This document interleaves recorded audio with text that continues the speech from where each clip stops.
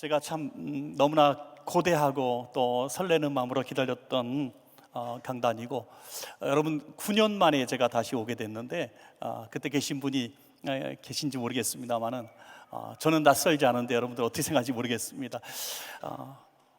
집회가 이제 주일 저녁까지 계속될 텐데 어떤 분들은 그렇게 말씀하시더라고요. 저희 교회도 집회를 하면은 은혜 받으려고 하는데 끝났다고 그렇게 말씀하시는 분이 있습니다. 그럴 바에야 첫 시간부터 마음문 열어주신다면 이 어린 종 하나님은 영광이겠습니다. 여러분 끝날 때까지 마음 열심하시고요. 그리고 은혜 한입교회는 너무나 좋은 교회입니다. 여러분들 정말 세계적으로 0.1% 되는 그런 교회입니다. 그래서 제가 오늘 은혜를 끼치기 위해서 영적 부담감 그런 것보다는 제가 은혜를 좀 받고 가야 되겠습니다. 여러분이 기운을 팍팍 주시고 또 은혜로운 모습 보여주시면 너무나 좋겠습니다. 그리고 아멘도 너무너무 잘하시는 것 같아요. 한국에서는 그래도 순복음 계통 교회 가서 말씀 전할 때 아멘을 좀 잘하시고, 장로교회 보통 성도님들은 집에 가서 아멘을 하시더라고요. 그리고 또 1년 후쯤 그때 맞아요 아멘 이제 이렇게 말씀하시는 분도 있어요. 문제는 아멘 언제 어느 때 하느냐 중요한 건 아니겠습니다만은 그 순간적으로 주시는 말씀을 받고 그 말씀을 내게 주신 말씀으로 믿어버리고, 그리고 선포할 때 기적이 일어날 줄로 믿습니다. 하나님의 말씀은 살아 운동력이 있는 줄로 믿습니다. 그래서 이번에 꼭 은혜 받는 성도님들 전체가 되길 바랍니다. 누구는 은혜 받았고 누구는 방언 받았고 누구는 응답 받았다고 얘기하는데 내가 은혜 못 받으면 무슨 소용이 있어요, 여러분? 내가 은혜 받아야죠. 그래서 은혜 공동체가 다 은혜 받는 것도 중요하지만 오늘 내가 은혜 받는 게 중요해요. 좀 이기적으로. 그래서 마음으로 아멘 할 때도 옆 사람 것까지 뺏어가지고 아멘 이렇게. 그래서 오늘 내가 반드시 응답 받으리라 결심하신다면 좋은 일이 있을 줄로 믿습니다, 여러분. 오늘 첫날 첫 제목이 하나님만 바라봐야 할 때인데요, 하나님을 바라보려면 우리가 영적 눈이 열려야 될 줄로 믿습니다. 세상의 눈으로는 하나님을 찾을 수가 없습니다. 신앙생활 오래 하고 모태신앙도 어떤 위기를 만나면 신앙이 흔들립니다. 갑자기 하나님이 안 계신 것 같아요. 주일학교 때부터 계속 배워온 노아 할아버지가 실존 인물인가 의심이 되기 시작하는 거죠. 실제로 그런 청년들이 너무나 많습니다. 고등학교 때까지 청년부 딱 올라가서 회장까지 하던 친구들이 결혼하고 직장 가고 교회를 떠나는 비율이 절반이 넘는 것 같아요. 그냥 무조건 공동체적 은혜는 받았는데 개인적 은혜를 못 받은 거예요. 공동체는 하나님을 만났는데 나는 하나님을 만나지 못한 거예요. 그래서 하나님을 바라볼 수 있는 영적 눈이 열려지는 날 비로소 하나님을 믿는 진짜 그리스도인이 되는 줄로 저는 믿습니다. 그래서 우리 영적 눈이 열려지기를 간절히 축복합니다. 많은 사람들이 프랑스 여행을 좋아하잖아요. 우리 미국에 계신 분들도 유럽 여행, 프랑스 여행을 많이 가시는 줄 압니다. 프랑스 가면은 내가 꼭 봐야 되겠다는 게 뭐예요? 루브르 박물관 많이 갑니다. 그래서 단체 관광도 루브르 박물관을 꼭 거치게 되죠. 그래서 오랫동안 저축하고 결심하고 프랑스 나 드디어 간다. 그래서 친구들과 단체 관광을 가는데 루브르 박물관에서 가이드 하시는 집사님이 하신 얘기를 듣고 너무 웃겼어요. 단체 관광 온 한국 사람들 만나면 딱 3마디만 한답니다. 뭔 날이죠? 어디 있어요? 그리고 가르쳐주면 비너스 어디 있어요? 그런데 그리고 가르쳐주면 나가는 출구가 어디예요? 거기까지 가서 프랑스 파리까지 가서 루브르 박물관 비싼 요금 내고 들어가서 세계 보고 나가서 그냥 커피숍에서 커피를 마신대요. 다른 친구들 나올 때까지. 똑같은 그림을 봐도 거기에서 넋을 잃고 감동하고 눈물까지 흘리는 사람이 있는가 하면 그냥 스쳐 지나가고 인증샷 찍는 것으로 끝나는 사람이 있다는 거죠. 지식으로도 배울 수 있는 눈이 있습니다. 많은 의사 선생님들이 계시지만 똑같은 엑스레이를 판독할 수 있는 의사가 있고 똑같은 걸 봐도 놓치는 분들이 많더라고요. 그 명의, 제대로 잘 보는 명의가 엑스레이 판독 정말 세미한 부분까지 봐줘서 명의라 그러는 거죠.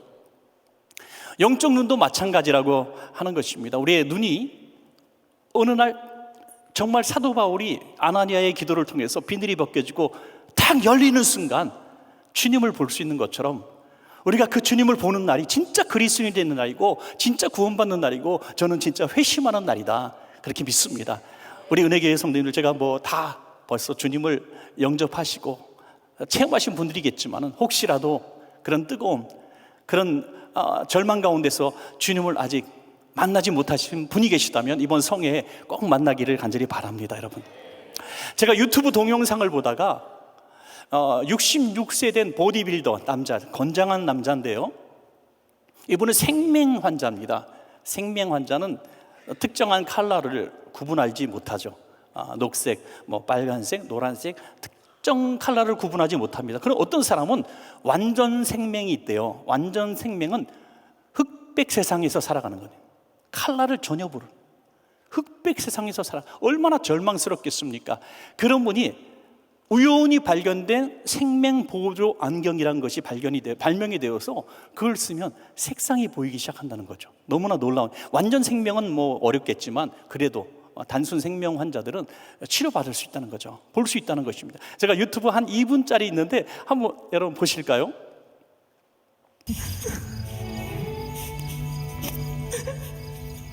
Happy birthday, dear Daddy.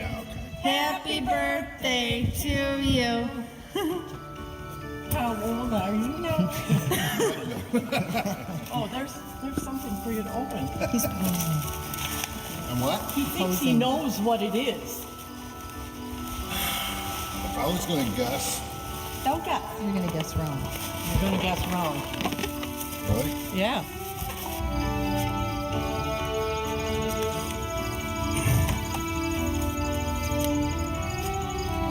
Happy birthday, baby, from all of us. Happy birthday. What is this? Put them on. Sunglasses.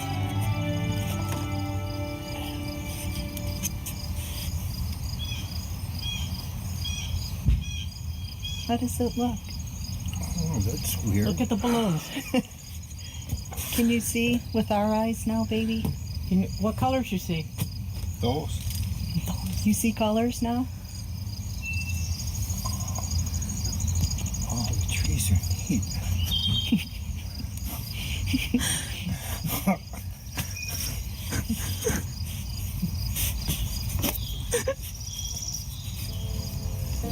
Now you have rose-colored glasses, Done baby. before.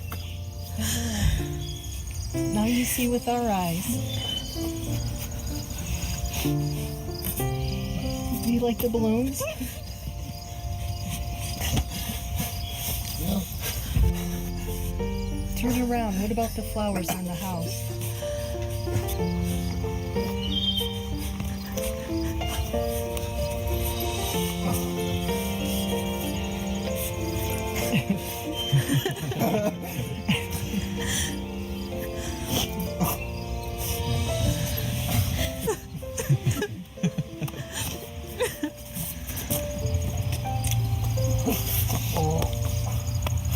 Who did that?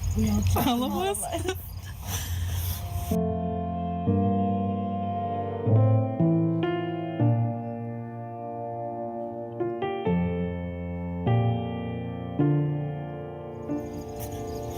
Doesn't look like mud. It looks like brighter mud. 네, 어떻게 보셨습니까? 특별히 이 대화 가운데 이 아내가 윌리엄에게 했던 중요한 한마디 말이 있습니다. 그것은 이제 당신도 우리들이 보는 세상을 볼 수 있게 되었어요 라는 것이죠.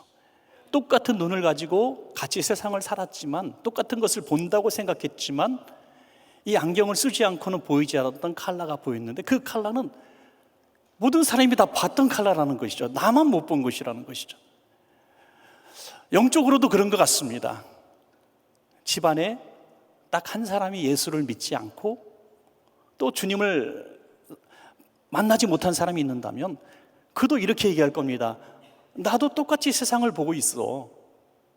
그렇지만 뭔가 보지 못하는 눈을 가지고 있는 것이죠. 이 생명 안경을 썼듯이 영적인 안경을 쓰는 날에야 비로소 그래서 당신이 예수를 믿는 거구나. 야, 오히려 이런 얘기를 해요. 왜 나한테 진작 예수 믿으라고 전도하지 않았어? 그렇게 수없이 예수 믿으라고 했는데도 불구하고 이제서야 그런 얘기를 하는 것이죠. 그래서 이것은 억지로 해줄 수 있는 게 아니라 정말 우리 믿지 않는 가족이 있다면 이번 성회 이후에 그 가족들이 이번 주일부터 나오는 기적이 있기를 바랍니다, 여러분. 그 영적 눈을 변화시키는 방법밖에 없는 거죠. 우리의 기도밖에 없는 것입니다.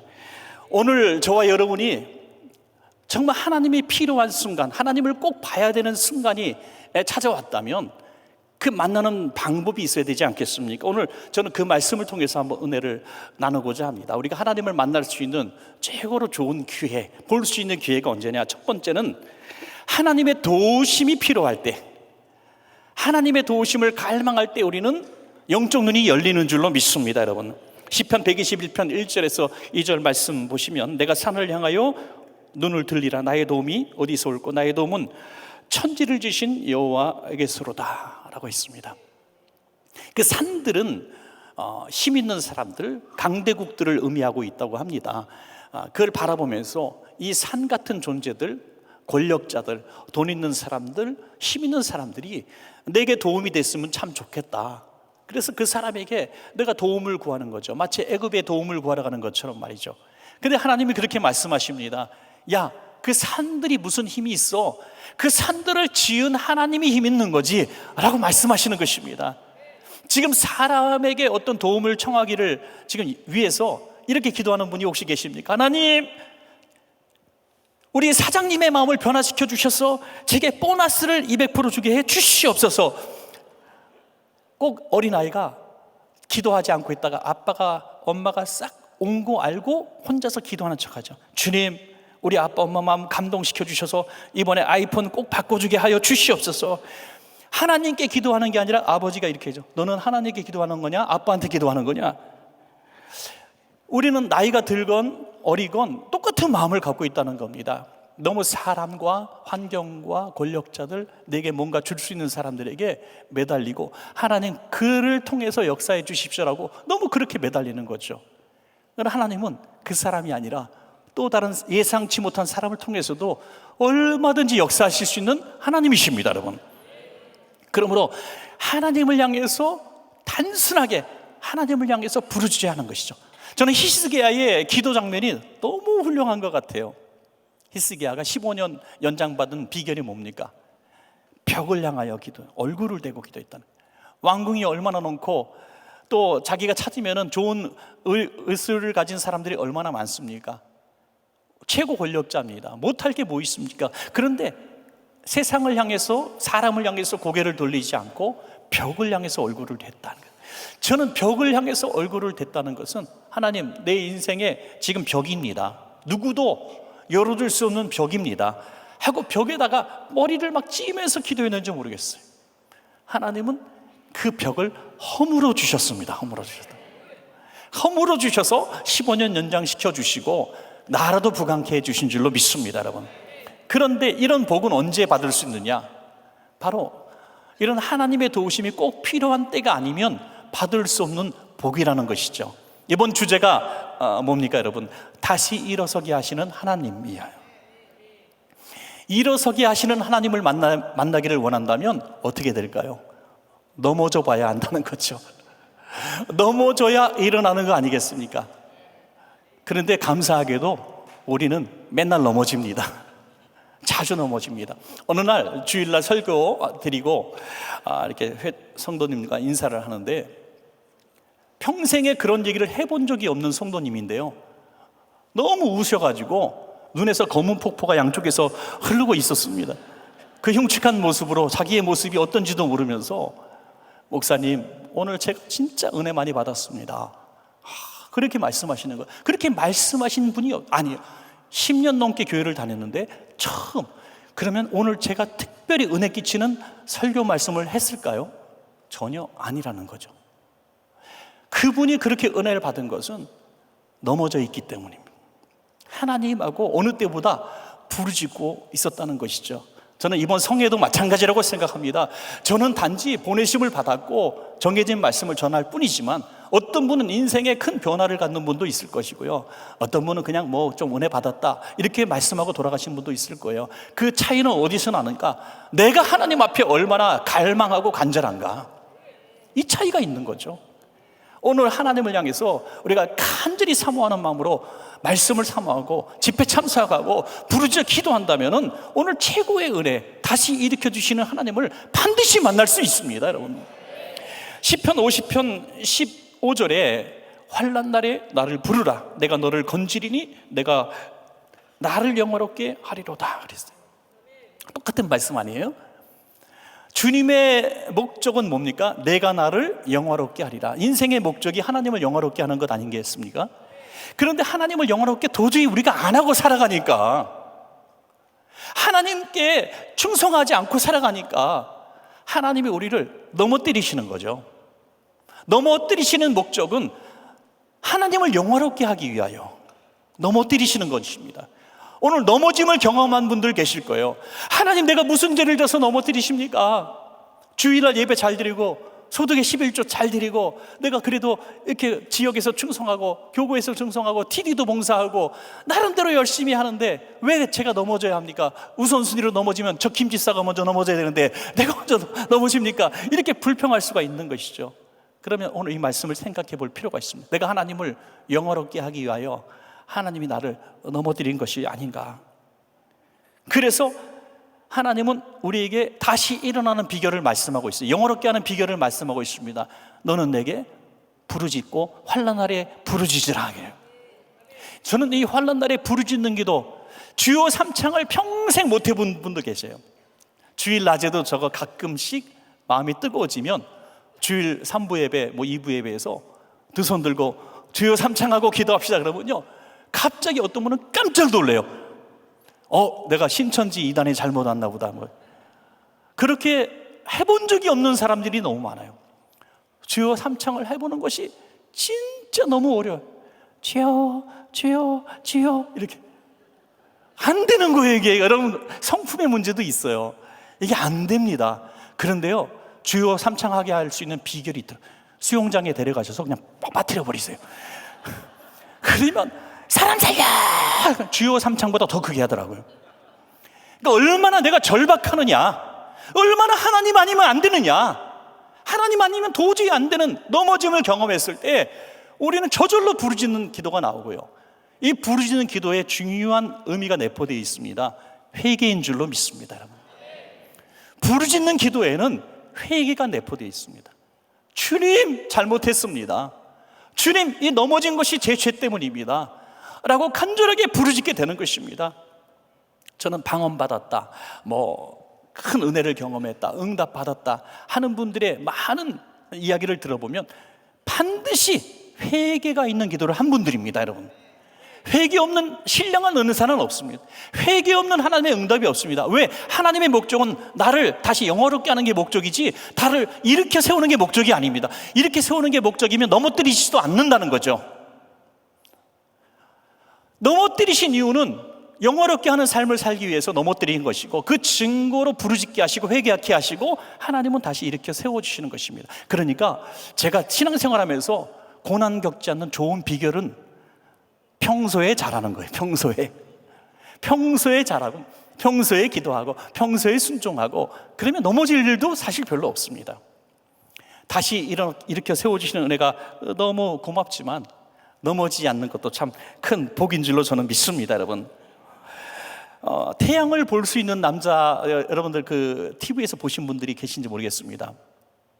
세상에 이런 일이란 프로그램에 오래전에 나왔던 건데요, 이 사람은 뜨거운 태양을 30분을 볼 수 있습니다. 보통 사람은 망막이 다 손상되고 이 파열이 돼서 시력을 잃어버릴 수밖에 없는 그런 사람인데, 이 사람은 신기한 거예요. 30분을 봐도 눈이 안 상해. 그래서 안과 가서 검진도 다 하고 하는데 똑같다는 거예요. 사연이 있었습니다. 이분이 어떤 절망적인 일을 만나서 생애를 스스로 마감하려고 죽음을 결심하고 이제 그렇게 죽으려고 가는 그런 상황 가운데서 하늘을 이렇게 쳐다본 거예요. 근데 태양이 너무 뜨겁고 예쁘더래요. 죽는 사람이 망각을 신경 씁니까? 그래서 어차피 죽을 사람, 태양을 이렇게 보는데 한참을 봐도 눈이 아프지 않는 거예요. 그리고 태양이 자기에게 뭔가 기운을 주는 것 같더래요. 이게 태양신을 섬기는 사람들이 이게 아닌가 싶은 거예요. 태양이 기운을 주더래요. 삶에 희망을 주고 열망을 주더래요. 그래서 죽으려는 생각이 사라졌다는 거예요. 그래서 지금도 힘든 일이 있을 때마다 태양을 바라본다는 것이죠. 이게 저는 시편에 있는 오늘 이 말씀이 아닌가. 산도 의지하지 말고 태양도 달도 의지하지 말고 어떤 권력자도 의지하지 말고 그것을 지으신 분을 의지하라는 것이죠. 지으신 분. 태양이 힘을 주는 게 아니라 태양을 만드신 창조주 하나님께서 힘을 주시는 것입니다, 여러분. 믿지 않는 사람이 태양을 보고도 인생의 생애를 얻었다고 하는데 창조주 하나님을 믿는 저와 여러분이 창조주 하나님을 바라보고 살 희망을 얻지 못하면 무슨 의미가 있습니까, 여러분? 너무 안타까운. 유명 연예인들이 가끔씩 이렇게 생애를 마감할 때 장례식장에 나오는데 저는 신중하게 긴장하며 바라보는 게 뭐냐면 십자가가 있는가. 예수 믿는 사람이 그랬다면 너무 가슴 아픈 거예요. 그 섬기는 교회 목사님은 가슴을 칠 것 같아요. 어떻게 신앙생활 했기에 이 절망을 이기지 못할까? 창조주 하나님을 바라봤으면, 부르짖어 기도했으면 다시 살 소망을 얻었을 텐데 그런 안타까운 마음이 있는 것입니다. 여러분, 오늘 하나님의 도우심이 필요한 때가 되신 분들이 계십니까? 다른 데서 찾지 마시고요, 이번 한여름 성례에 완주하셔서 그 하나님을 만나시고 도움받기를 축복합니다, 여러분. 또한 두 번째는 하나님의 위로하심이 필요할 때 우리는 하나님 볼 수 있는 영적 눈이 열려지게 되는 것이죠. 자, 시편 121편 5절에서 7절 말씀이 저 혼자 떠드니까 뭔가 손해보는 것 같습니다. 여러분들이 함께 한번 읽어주시기 바랍니다. 시작.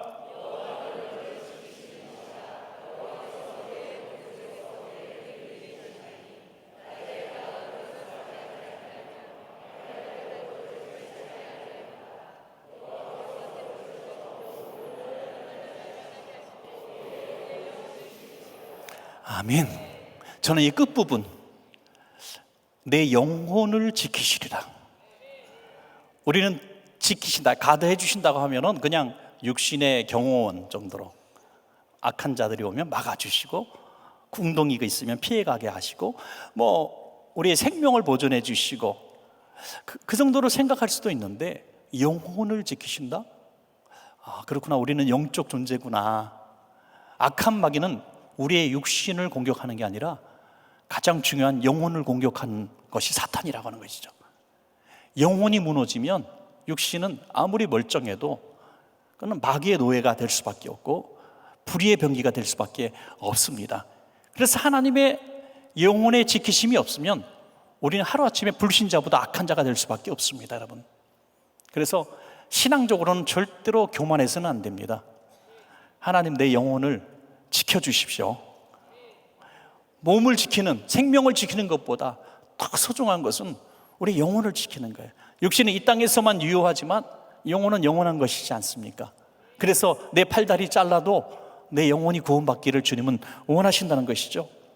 그래서 영적인 보호와 위로를 우리는 갈망해야 한다는 것입니다. 영혼이 자꾸 피폐해지고 나의 영적으로 무너지고 겉으로는 열심히 충성하고 사역하는 것 같고 남들이 보면 저 집사님 우리 교회 정말 1등 신자야, 저 집사님 없으면 교회가 안 들어가, 이 정도로 들을 때 우리는 제일 조심할 때입니다. 내 영혼이 그때 교만 마귀가 들어올 수가 있는 것이죠. 많은 분들이 그런 얘기를 하더라고요. 그때 내가 하나님을 몰랐더라면 나는 죽은 목숨입니다. 이런 분들이 많아요. 하나님을 알았기 때문에 하나님이 그 영혼을 보존해 주신 것이죠. 저희 교회에 한 성도님 얘기를 드릴게요. 이분은 시나리오 작가신데요, 유명한 영화도 쓰신 분입니다. 그런데 이분이 예수를 믿지 않는 분이었는데 교회 다니는 사람들을 오히려 좀 조롱하는 이런 분이셨어요. 그런데 집안에 너무 어려운 일이 생기고 정신적으로 이제 굉장히 심각한 정신질환 앓게 되죠. 그런데 아들이 또 문제를 일으켜가지고 그 소식을 전화로 받게 됩니다. 하필이면 이제 마을 버스를 타고 동네를 오다가 그 전화를 받고 너무 순간적으로 정신줄이 나아진 거예요. 내가 이래서 살아서 무엇하겠는가 하면서 무조건 버스에서 내렸대요. 아무 정거장에서 그냥 내린 겁니다. 그리고 자기 생각엔 내리자마자 차도로 뛰어드는 거예요. 버스에서 내리자마자 그냥 차도로 뛰어들어. 죽으려고요. 그냥 그 마귀가 끄는 거예요, 마귀가. 여러분들 그래서 바닷물 같은 거 너무 쳐다보지 마세요. 이리 오라, 이리 오라 그런다는 거예요. 그러니까 너무 그걸 쳐다보지 마세요. 이게 마귀가 역사하는 거죠. 차도로 막 밀드래요. 자기를 막 몸을 밀드래. 자석처럼 차도로 막 몸이 가더래요. 근데 순간적으로 이건 내 의지가 아닌데 그런 생각이 드는 거예요. 내가 죽으려는 마음은 있었지만 지금 누가 자기를 막 밀고 있는 것을 느낄 때 너무나 끔찍했던 거죠. 그래서 살려고 막 몸부림을 쳤대요. 막 자기 의지로 차도에서 몸을 인도로 막, 근데 자기를 막 밀더라는 영적인 씨름을 하다가 이러다 죽겠지 싶어서 눈앞에 보이는 아무 가게나 열고 들어간 거예요. 안 그러면 차도로 귀신이 밀 것 같으니까. 그래서 가게 안에 들어가더니 사장님하고 뭐 손님 몇 사람이 있었던 것 같아요. 그래서 조그만 가게 사장님한테 이렇게 얘기했습니다. 사장님, 저 좀 잡아주세요. 안아주세요. 그럼 이게 너무 황당한 얘기 아닙니까? 길가에 가다 보면 젊은 아주머니가 눈물 범벅이 돼서 갑자기 행면부지의 사람이 자기를 안아달라니 무슨 말입니까? 근데 사장이 참 착한 사람이에요. 뭔 일인지 모르지만 안아줬는데 이분의 표현에 의하면 1시간을 안고 있어요. 1시간. 1시간을 꼭 끌어안고 통곡을 하는 사람 등을 두들겨주고 있었어요. 1시간쯤 울고 나니까 이제 진정이 되더래요. 창피하기도 하고 사람들도 있고. 그래서 너무 이제 후다닥 나오려고 하는데 거기 앉아있던 손님 중에 하나가 그 1시간을 다 보고 있었던 거예요. 그러더니 자매님, 우리 교회 나오세요. 그렇게 얘기했다는 거예요. 우리 교회 나오세요. 우리 교회 좋은 교회예요. 교회라고 하면은 이상한 사람들, 힘없는 사람들, 정신 좀 나간 사람들, 배우지 못한 사람들이 가는 곳이 교회라는 생각을 했다는 거예요. 그래서 화가 났을 텐데 웬일인지 갈게요 라는 얘기를 하게 되죠. 요번 일요일부터 갈게요. 그리고 전화번호 주고받고 정말 그 주에 교회를 나오셨습니다. 저희 교회죠. 전도하신 분이 우리 교회 집사님이시고, 새신자 환영을 제가 했는데 너무 울어가지고 사람들이 다 구경 왔어요. 너무 울어가지고. 그리고 그분이 교회 소식지에 기고를 했습니다. 글을 기고를 했는데 이분이 이름만 얘기하면 아는 영화의 작가예요. 그러니까 제가 얘기하진 않겠습니다. 그런데 이분이 글을 잘 써요. 거기 글에 이렇게 썼어요. 끝부분에 제 아픔을 아시는 하나님이 저를 직접 찾아오셔서 저를 지켜주시고 살펴주신다는 사실을 알게 된 그날을 어찌 제가 잊을 수 있을까요? 그래요. 여러분, 이게 우연이라고 생각하십니까? 죽이려고 미는 귀신이 역사할 때 바로 앞에 있던 가게를 들어간 게 우연이라고 생각하십니까? 그 정거장에 내린 게 우연이라고 생각하십니까? 거기서 만난 집사님을 우연이라고 생각하십니까? 하나님은 넘어진 그를 일으켜 세우기 위해서 다 계획하신 줄로 믿습니다, 여러분. 그러니까 우리의 그리스도인들의 넘어짐은 저주의 웅덩이와 수렁이가 아닌 것이죠. 내가 예수 믿는데 왜 이런 고난을 당합니까? 내가 예수 믿는데 왜 이런 고통을 당합니까? 여러분, 그런 생각 들 때가 있지 않습니까? 지금은 열심히 다니는 우리 성도님도 계신데요. 이분은 아버지가 이제 서울대 의대 출신 의사, 그리고 아들은 고등학교에서 특수고등학교에서 늘 전교 1등, 2등만 하는 친구. 당연히 의사를 지망했죠. 그런데 아버지가 신앙이 있어서 주일을 한 번도 어기지 않았습니다. 고3 때도. 그런데 의대를 떨어진 거예요. 자기보다 2등, 3등을 하던 애가 연대 의대를 갔는데 자기는 의대를 떨어졌어요. 6개인가 5개 다 떨어졌어요. 그러니까 화가 나셔가지고 저를 좀 보자는 거예요. 저를 다짜고짜 보고 아들 데리고 왔어요. 목사님, 설명 좀 해주세요. 다른 애들은 맺는다고 하면서 소위 일요일 날 교회 안 나가고 학원 갔는데 우리 아이는 믿음 가지고 교회 나오면 될 줄 알고 내가 그렇게 호통을 치고 교회를 나왔고 신앙생활 끝까지 했고 주일도 한 번도 어긴 적 없는데 왜 이 아이가 떨어졌는지 설명 좀 해주세요.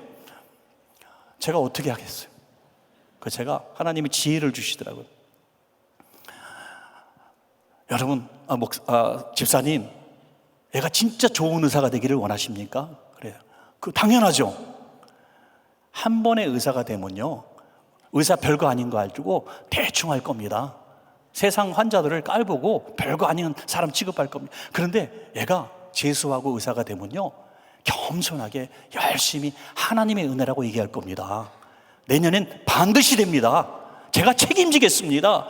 그리고 저는 얼마나 불안하고 걱정이 되는지, 떨어지면 어떡해요, 또 재수하면. 제가 더 기도했던 것 같아요. 다행히 합격을 해가지고 아들, 아버지가 같이 열심히 신앙생활을 지금 하고 있는데요.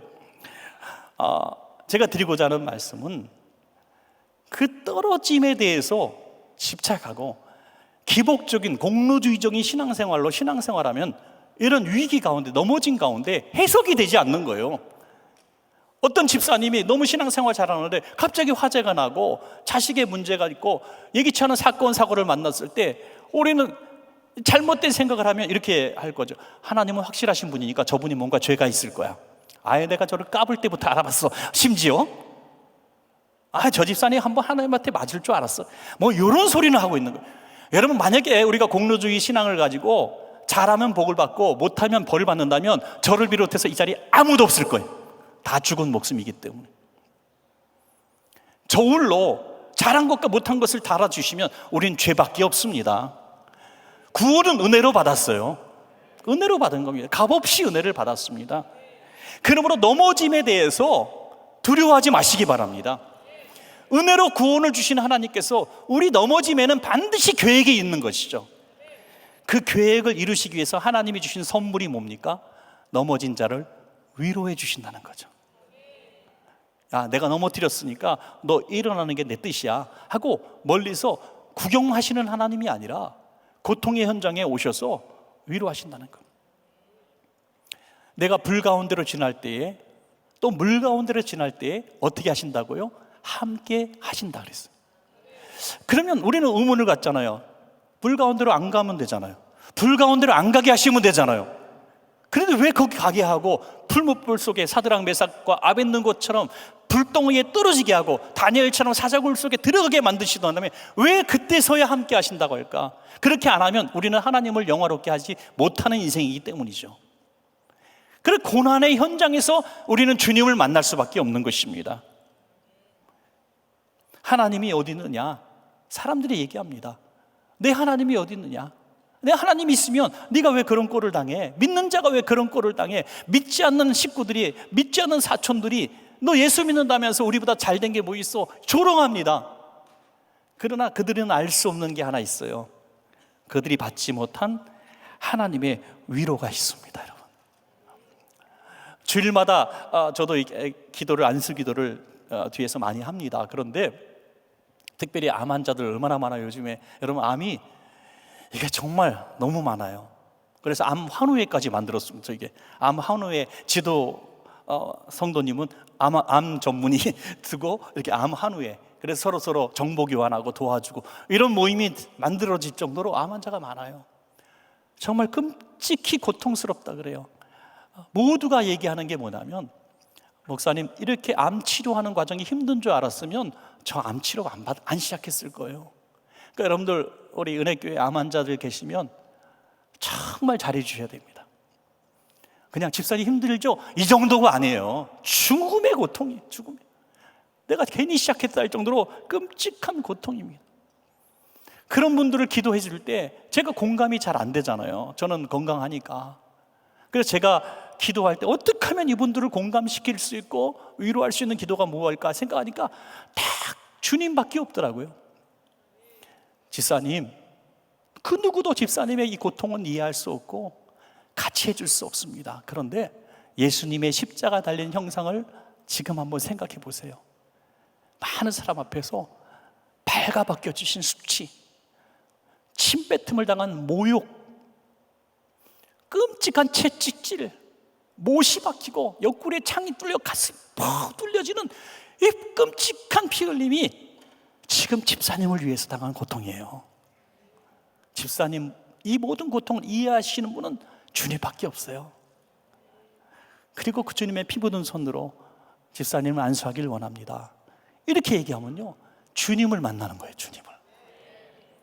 전에 만나지 못했던 주님이 정말 자신을 만나줬다고 간증하는 일들이 너무나 많습니다. 사랑하는 여러분, 우리가 고통을 당하고 넘어짐이 예수님의 십자가의 모욕과 고통만큼 크겠습니까? 고통당했을 때 넘어져 계신 분들이 혹시 계십니까? 자식 문제 때문에, 경제적인 문제 때문에, 또 이민사회가 얼마나 빠듯한지, 얼마나 각박한지, 또 특별히 이제 70대, 80대 되신 우리 성도님들, 늦게 자식들이 있어서 오신 분들 정말 힘들어 하시더라고요. 손자, 손녀하고 대화도 안 되고, 갈 데도 없고, 또 용돈도 마음껏 쓸 수도 없고, 여러 자식들도 각박하고, 세금이 얼마나 많이 나가고, 집 렌트비가 얼마나 나가고, 또 신분의 문제까지 걸려있는 사람들 많고, 진짜 긴장된 초긴장 상태로 살아가는 우리들 아닙니까? 이럴 때 은혜교회에 와서 위로하시는 하나님을 만나지 못하면 어디서 하나님을 만날 수가 있겠어요? 그래서 이 하나님이 절대로 필요한 이 순간이 여러분들 평생 잊지 못할 은혜의 시기가 되시기를 축원합니다. 여러분, 마지막 세 번째는 하나님의 인도하심이 필요할 때 우리는 영의 눈이 열리게 됩니다. 여러분, 그게 하나님을 꼭 우리가 필요로 할 때입니다. 길을 모르는 것처럼 답답한 일이 없는 것 같아요. 아무리 우리가 전문가고 내가 이건 잘하는 길이라고 생각해도 갑자기 그 길이 없어지고 막힐 때 우리는 당황하게 되는 것이죠. 그런데 시편 121편 8절에 여호와께서 너의 출입을 지금부터 영원까지 지키시리로다 그랬어요. 우리가 모르는 길을 두렵지 않고 잘 찾아갑니다. 누구의 인도하심이 있어요? 내비게이션의 인도하심이 있습니다. 내비게이션의 인도하심이 있어서 처음 가는 길도 두렵지 않습니다. 그리고 그 길가에 무슨 상가가 있었는지, 무슨 네거리가 있었는지, 세거리가, 삼거리가 있었는지 우리는 기억도 나지 않습니다. 그냥 순간순간 50m, 100m 앞에 있는 길만 안내받으면서 가다 보니까 100km, 200km 더 먼 거리도 갈 수 있는 것이죠. 우리가 인생을 살아가면서 내가 인생의 길을 보니까 너무 힘든 거죠. 너무 두려운 거예요. 인생의 앞길이 두려운 겁니다. 그런데 주님이 내비게이션만도 못하십니까, 여러분? 지금 내 발이 떨어지는 그 순간에 오른쪽 왼쪽이라고 말씀하시면 네, 아멘하고 순종하다 보면 우리는 평안한 인생을, 샬롬의 인생을 살 수가 있는 것이죠. 어떤 분이 그렇게 말씀하시더라고요. 너무나 지혜로운 말씀이에요. 어떤 분이 기도할 때 하나님, 내 인생의 미래를 보여주세요. 우리 자식들이 어떻게 될 거고, 내 이 기업이 10년 후에 어떻게 될 거고 막 기도하니까 이 목사님이 이런 말씀을 조언을 하셨답니다. 아니, 우리가 길을 걷다가 차를 타고 가다가 밤에 차를 타고 가다가 라이트가 주님, 내가 오늘 50km를 가야 되는데 50km 끝까지 빛을 비춰주시옵소서라고 말하는 어리석은 사람이 어디 있느냐. 라이트는 내가 저만큼 갈 때까지 100m, 200m 앞까지만 비추면은 충분하다는 거죠. 가다 보면 계속 내가 가는 길에 라이트가 따라오는 것처럼 보여지는 것이 아니겠습니까? 아무리 어두워도 내 차에 빛이 계속 비춰가는 것이죠. 주님이 우리와 함께 있으면, 주의 말씀이 우리의 등이요 빛이라고 했어요. 길이요 빛이라고 했습니다. 그러니까 우리가 주님과 함께 동행하면 전혀 두렵지 않습니다. 모르는 길, 가보지 않은 길인데 순간순간 그 앞길 50m, 100m를 계속 인도하시는 것이죠. 그래, 두려워할 필요 없습니다. IMF보다 더 어려운 시대가 온다고요? 앞으로 더 힘든 시대가 온다고요? 그런 얘기는 30년 전, 50년에도 들으셨잖아요. 언제 낙관적인 날을 말씀한 경제 전문가가, 정치인이 어디 있습니까? 항상 우리는 힘들어질 거란 얘기만 듣고 살았어요. 그러나 우리는 주님이 나와 함께 하시면 주님은 내 인생길을 인도하실 것이다. 우리 자식들을 위해서 기도할 때도 아이고, 니네 살 세상은 너무나 힘들 거야, 이렇게 기도하지 말란 얘기예요. 하나님께서 너희 앞길을 인도하셔서 너희들이 세상의 빛과 같은 인물이 될 거야, 세상에 물들지 말고 세상을 변화시키는 인물이 되라. 이렇게 축복할 수가 있는 것입니다, 여러분. 자기 마음대로 길을 가고 하나님 왜 길을 인도해 주지 않습니까? 라고 말하면 제가 아주 쉬운 예화로, 목사님, 내가 이 집을 샀는데 도대체 이 집이 왜 이렇게 말썽이 많습니까? 하나님 도대체 나한테 왜 이 집을 사게 하셨습니까? 많은 집 중에 이렇게 말씀하시면 제가 이렇게 얘기합니다. 사기 전에 기도했어야지. 아니 그냥 기도도 안 하고 집을 자기 눈에 좋은 대로 자기 마음대로 가서 골라놓고 안 좋으면 하나님 탓, 잘 되면 자기가 잘 골랐대. 이런 생각을 해서는 안 된다는 거죠. 집을 얻기 전에 이사를 가야 할 때, 결심할 때부터 하나님 내가 이사를 가야 합니까?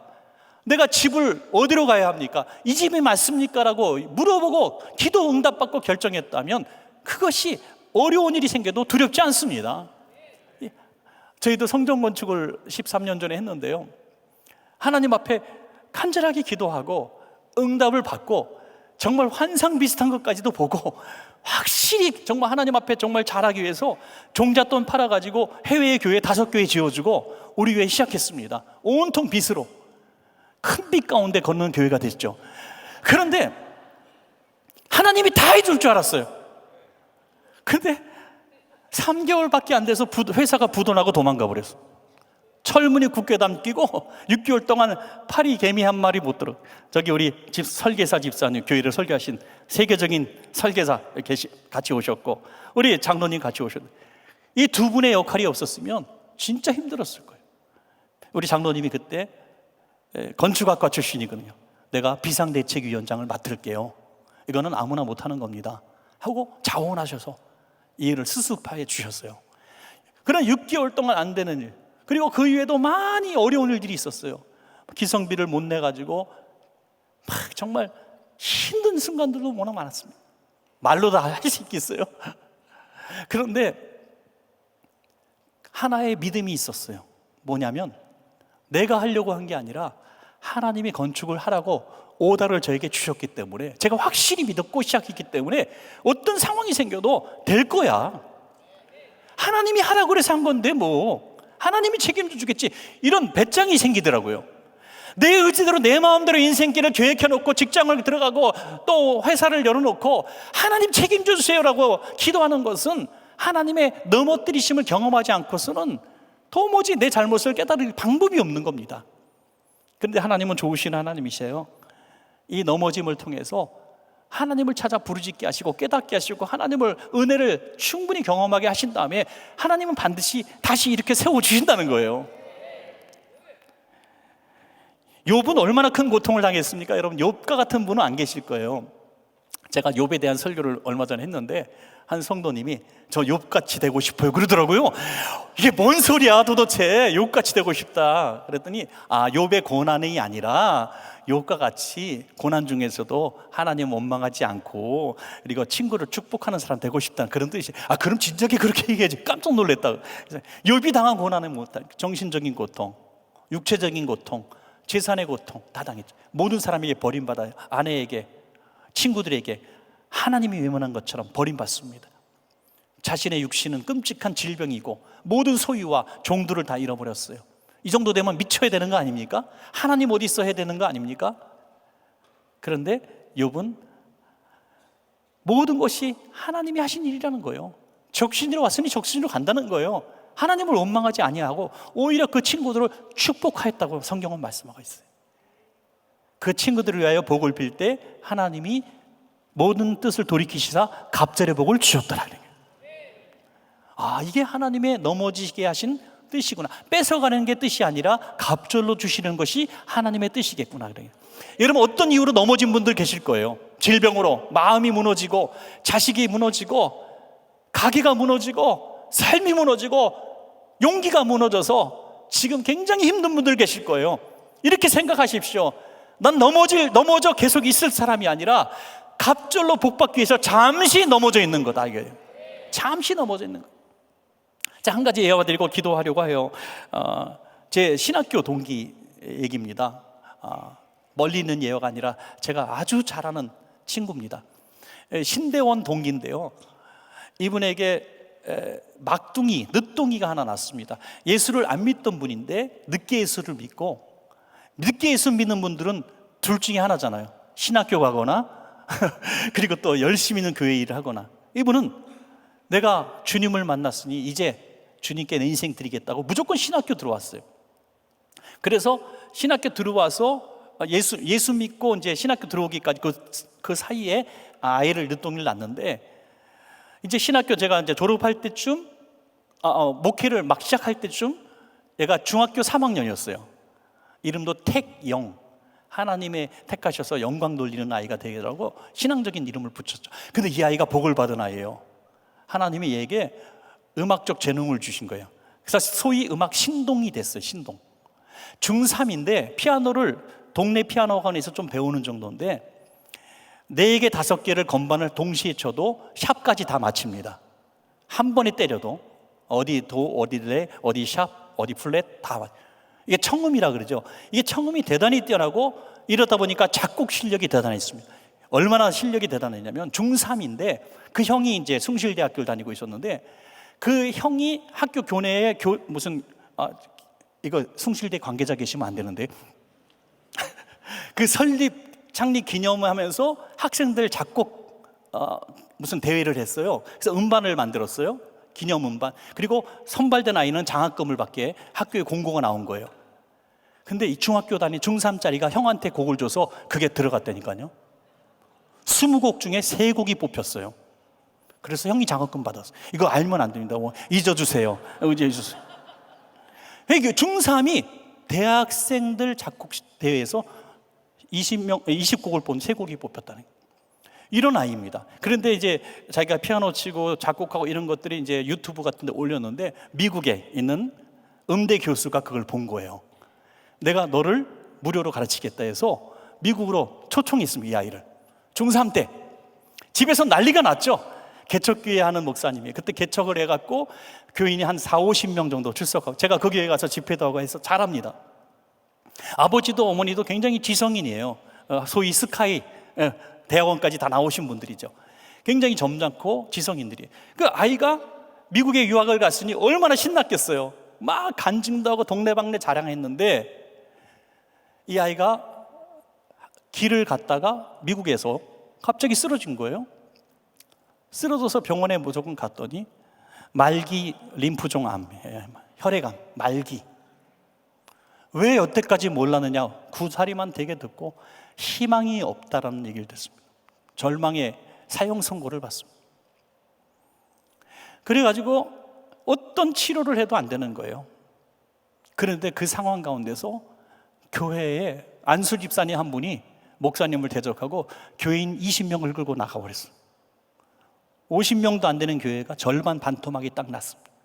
이 목사님이 욥과 같이 지금 된 거예요. 근데 본인은 굉장히 지성적이고 설교도 굉장히 조곤조곤히 하시는, 저처럼 이렇게 좀 싸납게 설교하는 사람이 아니라 하나님은 위로하시는 분이십니다. 여러분 사랑합니다. 이렇게 설교하시는 분이거든요. 그런데 이런 충격을 딱 받으니까 신앙적 야성이 회복되는 거죠. 야성. 혼자 미국에 갔어요. 사모님은 무서워서 못 갔대. 또 비용도 없고 하니까 목사님만 병원에 갔는데 아들이 눈앞에 있는데 아들을 못 알아봅니다. 손만 해서가지고 빼짝 말랐고 새카맣게 됐어요. 그 상황은 물만 먹어도 토를 하는 상황이에요. 아니 우리 아들 어디 있어요? 우리 아들 어디 있어요? 여기잖아요. 요만해, 새카매. 가슴이 무너지는 거죠. 그래서 하나님 저 데려가 주세요라는 기도만 했대요. 하나님 저 데려가 주세요. 이거 못 보겠습니다. 못 보겠습니다. 목회자로도 실패하고 아들도 사지에 있는데 내가 어떻게 삽니까? 그리고 그 아들과 함께 그 독방인데요. 뭐 이게 다 쳐놨대요. 비닐 같은 거 쳐놔가지고 미균인데 그 밖에서 아이하고 대화하는 거예요. 아들아, 너 하나님 원망스럽지 않니? 라고 물어봤대요. 중3 아들한테 아들이 이런 얘기를 하는 거예요. 저를 이 땅에 보내신 분이 하나님이시니까 데려가시는 것도 하나님 마음이죠 뭐 그러다는 거예요. 중3 아이가 그래서 목사님이 너무 충격을 받고, 그래서 너 나을 수도 있겠구나. 하나님이 낫게 하시면 아빠랑 시간도 많이 보내고 여행도 가고 좋은 일도 많이 하면서 살자. 그랬더니 이 아이가 그 몸을 한 상태에서 놀라운 얘기를 하는 거예요. 아빠, 놀러 가고 좋은 데 가고 좋은 일 하는 것보다 더 급한 일이 있어요. 야, 그게 뭐냐 그랬더니 복음을 증거해서 천국 가게 해야죠, 사람들. 너 어떤 그런 생각을 했어? 그랬더니 저 천국 봤어요 그러는 거예요. 병상 가운데서 신음하다가 천국을 본 거예요. 그리고선 줄줄이 얘기하는데 얼마나 놀랄 얘기를 하는지 이 아이가 도저히 모르는 아버지 교회에 있었던 사건들을 얘기하는 거예요. 아무개 집사님 뭐 문제 일으켰고요, 뭐 어떤 집사님 내가 천국에서 봤고요, 어떤 집사님 지금 뭐 큰 위기를 만났고요, 줄줄이 경고의 메시지를 주는 거예요. 너무 놀란 거죠. 그래서 그날 밤 아버지가, 아버지 정은호 목사님인데 이분이 아들 손을 이렇게 대고 묵인실 밖에서 무릎을 꿇어, 바닥이 돌바닥인데 무릎을 꿇고 그 아이에게 이제 말하는 간접적 손을 댄 거죠. 손을 대고 이제 아침까지 기도했대요. 무릎 꿇고 하나님 이 아이를 살려주시든지 저를 데려가 주세요라고 기도를 했는데, 그러다 지쳐서 쓰러졌는데 아이가 아침에 아버지에게 한 첫 마디가 뭐냐면 아빠, 하나님이 저를 고쳐주셨어요 그런 거예요. 아멘. 이 아버지의 믿음보다 너무 큰 믿음을 가진 중3 아들. 그래서 아버지가 인정했어요. 그래, 하나님이 널 고쳐주신 줄로 나도 믿는다. 그런데 진짜 놀랍게, 여러분 조금도 저는 거짓말하지 않습니다. 이 이야기는 실화고 제가 그 너무나 잘하는 아이고 저나 잘하는 가정의 얘기입니다. 바로 그날부터 배고프다고 얘기하고 음식을 먹기 시작합니다. 그리고 한 3개월 만에 퇴원을 해버렸어요. 그 퇴원하려고 하니까 여러분 아시죠? 미국 병원 살벌한 거 아시죠? 병원비가 몇 억이 나온 거예요. 몇 억이. 정확하게는 제가 기억을 못하는데 뭐 1억이 아니라 훨씬 넘는 금액이 나와버린 거예요. 이거 안 내면 못 나. 더구나 신분의 문제가 걸렸어요. 아직 신분을 확실하게 해놓지 않은 상황에서 이게 돼서 불법 체류자가 돼버렸어요. 몇 개월 동안 병원에 있는 바람에 큰일 난 거죠. 나올 수도 없고 또 병원비를 낼 수도 없고 감옥 갈 수도 없고 복잡한 상황이 생긴 거예요. 그런데 기가 막히게도 그 병원에, 이 병원에 사회복지사가 있다며요. 그 해결해주는 가난한 사람들. 이분이 한국 사람이었던 거예요. 야, 여기 피는 콜라보다 진하더라고요. 그분이 자기 가족인 것처럼 백방으로 뛰어가지고 영원으로 퇴원했어요. 영원. 한 푼도 내지 않고. 그리고 한국에 돌아와서 처음 돌아온 첫 주에 제가 찾아가서 만났는데 멀쩡한 거예요. 그래서 야, 뭐 먹고 싶냐? 햄버거 먹고 싶대. 그래서 햄버거 사주고 용돈도 주고 왔는데 애가 그때 중3이죠. 이 아이가 다시는 미국은 가지 못했어요. 그런데 애가 그 실력은 여전해가지고 한국예술종합학교 한예종 지휘학과를 들어가고 또 유학을 가고, 지금 작년에 결혼할 때 제가 갔었는데 아들처럼 생각하니까요, 자기가 작곡한 곡으로 제자들이 연주회를 하더라고요, 결혼식장에서. 그리고 이 친구가 작년에 결혼한 어린 나이잖아요. 그런데 이 친구가 지금 독일의 미넨 오케스트라, 대단한 오케스트라의 동양인 최초의 지휘자가 되었습니다. 여러분, 할렐루야. 얼마나 감사한지. 중3 때 쓰러져서 새카맣게 말라서 병원에서 절망이고 희망이 없다고 얘기했을 때, 교회는 반토막 나고 이랬을 때는 다 세상 끝난 것 같았지만 하나님은 다시 이렇게 세워주셨다는 거죠. 그 하나님이 여러분의 하나님이고 우리 하나님이십니다. 우리 한번 가슴에 손을 이렇게, 그 하나님이 나의 하나님이신 줄로 믿습니다. 할렐루야. 이렇게 고백하고 옆에 있는 분에게도 이렇게 용기를 줍시다. 그 하나님이 성도님의 하나님이신 줄로 믿습니다. 아멘. 하나님은 나를 도우시고 오늘 나를 십자가의 보혈로 위로하시고, 그리고 내 앞길을 인도하시는 좋으신 하나님이신 줄로 내가 믿습니다. 여러분의 이 세 가지 중에서 가장 절박한 거 있으면 그거 하나 붙드십시오. 난 지금 하나님의 위로가 필요합니다 하는 분, 위로의 하나님을 구하십시오. 지금 앞길이 캄캄해서 한 발짝도 갈 수 없는 분들은 내 앞길을 불과 구름 기둥으로 인도해 주십시오. 절망 가운데 있는 분들은 하나님 아니면 방법 없습니다. 오늘 장로님도 오셨지만 장로님 50대에 세 번째 부도 맞으신 분이 1000억대 부도를 맞으신 분이, 근데 저를 살아계시잖아요. 그 짧은 기간에 하나님은 1조 그룹을 만들어 주셨어요. 장로님이 하시는 말씀이 뭐냐면, 목사님 저도 이해가 안 가요. 어떻게 제가 일어나는지 이해가 안 가요. 장로님 기억나실 거예요. 하나님 아니면 해답이 안 됩니다. 이렇게 말씀하셨어요. 하나님 아니면 이게 답이 안 됩니다. 하나님이 계시기 때문에 오늘 내가 복을 받았습니다 라고 말씀하시는 거예요. 여러분, 오늘 그 하나님이 우리 하나님이신 줄로 믿습니다.